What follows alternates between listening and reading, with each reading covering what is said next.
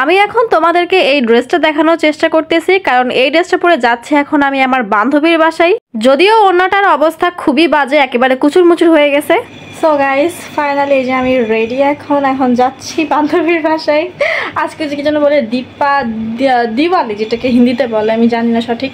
যাক, ডাক পেয়েছি। চলো গাইস, তোমাদেরকেও দেখি। চলো লেটস গো। বাসায় আমার বান্ধবী ডাকতে আসছিল, তবে রেডি হতে লেট হয়ে গেছি ভাই। তাই এখন একা একা যেতে হবে আমাকে এই অন্ধকারের মধ্যে। তাই আল্লাহর নাম নিয়ে বের হয়ে পড়লাম আমি। এই সময়টায় আমি ফোনের লাইট জ্বালানোর চেষ্টা করতেছিলাম, বাট দেখো হচ্ছিলই না। কি একটা অন্ধকার তোমরাই দেখো ভাই রে ভাই। এখন ভাবলেই ভয় লাগতেছে আমার যে আমি কিভাবে গেলাম এর মধ্যে। হ্যালো বিল্লু রানী,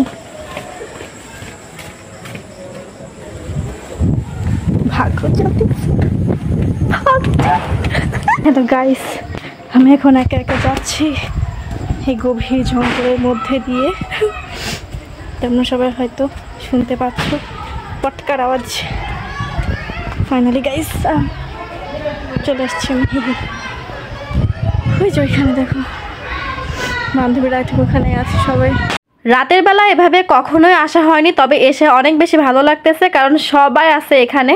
ছোট্ট বড় সবাই এখানে বাজি পোড়াচ্ছে, আর বিশাল জোরে জোরে সাউন্ড হচ্ছে। আর আমি তো বিশাল একটা ভয় পাচ্ছি। ভাগ্যিস আমি স্ট্রোক করিনি, এই অনেক ভাই। ভেতরে সবাই পুজো দিচ্ছে, তাই আমি বাইরে ওয়েট করতেছি। আর এই তো দেখো সবাই কি সুন্দর বাজি পোড়াচ্ছে। আর এদের বাজি পোড়ানো দেখে আমার মনে পড়ে গেল আমাদের সেই ঈদের কথা, যখন আমরা দাদু বাসায় গিয়েছিলাম।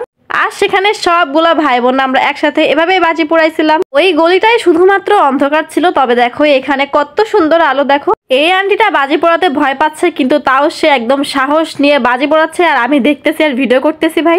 ওনার সাথে একটা বাচ্চাও ছিল, তবে সে বাচ্চাটা ভয় পাচ্ছিল ওই বাজি দেখে, তাই সে আর বাজি পোড়ায়নি, সে দূরে দূরেই ছিল। তারপর চলে আসলাম বান্ধবীর বাসায় দেখা করতে। দেখো বান্ধবীকে কি সুন্দর লাগতেছে, একদম সে সেজে গুজে বসে আছে। এটা কিন্তু আমাদের নতুন বউ, তোমরা কি জানো? আর ওর বিয়ের ব্লগটাও কিন্তু আমার ইউটিউব চ্যানেলে দেওয়া আছে, সবাই অবশ্যই দেখে আসবে। আর এইখানে আমি এখন খাচ্ছি নাড়ু। দেখো তোমরা এইভাবে তাকিও না, আমি ডায়েটে ছিলাম সেটা আমিও জানি, তবে নাড়ু তো খাওয়াই যায় 1-2 দিনের জন্য। আর এটার নাম কি ভাই আমি বলতে পারি না, আমার জাস্ট খাওয়ার দরকার ছিল তাই আমি খেয়ে ফেলছি।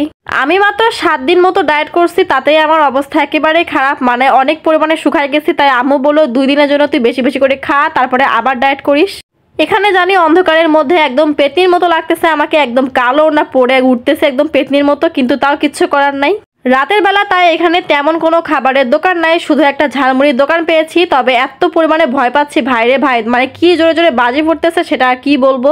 এদিকে ভয়তে হার্ট ফেল হয়ে যাচ্ছিল আমার একেবারে, তাই তাড়াতাড়ি এখন ঝালমুড়ি খাবো। 2 বান্ধবী মিষ্টি খাইছিলাম, এজন্য অনেক বেশি ঝাল খেতে ইচ্ছা করতেছে। আর এটা অনেক বেশি মজা হয়েছিল। দেখো আঙ্কেল এখন ঝালমুড়ি মাখাচ্ছে, আর দেখো ওইখানে দেখো বাজি পড়াচ্ছে, এটারই ভিডিও করতেছি আমি। আরো কিছুক্ষণ থাকবো বলে ভাবছিলাম, কিন্তু এত পরিমাণে বাজি সাউন্ড হচ্ছে, আমি অনেক বেশি ভয় পাচ্ছি। তাই বান্ধবীকে বলতেছি তাড়াতাড়ি কর ভাই, হাত নাড়া এভাবে দেখ ভিডিও কর। আর এদিকে বান্ধবী আমার কথা শুনে হাসতে হাসতে পাগল হয়ে যাচ্ছে। আর এটা হচ্ছে আমাদের পাশের বাসার এক আন্টি, সুন্দর করে সাজিয়েছে। গাইস বেশিক্ষণ থাকতে পারছি না, কি রে ভাই, পোলাই পাইন যে লেভেলের বাজি ফুরাইতেছে, এটা সাউন্ডে আমি হার্ট স্ট্রোক করেছি, এখনো হইতাছে ভাই। এখন বেশি বেশি ঝালমুড়ি খাবো গাইস, যেটা আমার অনেক বেশি পছন্দের।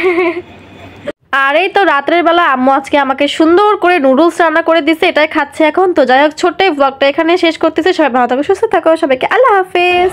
হাত নাড়া।